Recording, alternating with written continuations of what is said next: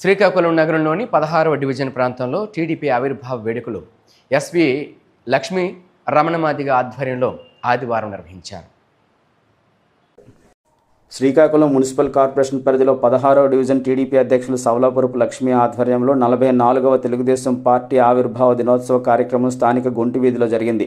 కార్యక్రమంలో పార్టీ జెండాను లక్ష్మీ ఆవిష్కరించారు. కార్యక్రమంలో ముఖ్య అతిథిగా పాల్గొన్న సవలాపురపు వెంకటరమణ మాదిగ మాట్లాడుతూ ఆంధ్రప్రదేశ్ అప్పటి పరిస్థితులను అవగాహన చేసుకొని అనేక సినిమాల్లో అనేక పాత్రల్లో నటించిన అనుభవంతో రాష్ట్ర ప్రజల ఆర్థిక, సామాజిక, విద్య, వైద్యం, నీటిపారుదల రంగాల్లో అనేక మార్పులు తీసుకుని వచ్చి నేడు దేశంలోనే ప్రపంచంలో ఏమూలైనా ఆంధ్రప్రదేశ్ తెలుగు వాళ్ళు అనేక రంగాల్లో ఉన్నతమైన స్థానంలో ఉన్నారంటే దానికి నాంది కీర్తి చేసిన నందమూరి తారక రామారావు అని తెలుగుదేశం పార్టీ స్థాపించి తద్వారా ముఖ్యమంత్రిగా పనిచేసే అవకాశం ప్రజలిచ్చిన అవకాశాన్ని నిలుపుకొని బడుగు బలహీన వర్గాలతో పాటు భారతదేశ సమాఖ్య పూర్తితో ప్రాంతీయ పార్టీ అయిన జాతీయ భావజాలంతో పనిచేస్తూ అనేక ప్రజలు ఉపయోగపడే అంశాలను ముందుకు తీసుకొచ్చారని అన్నారు.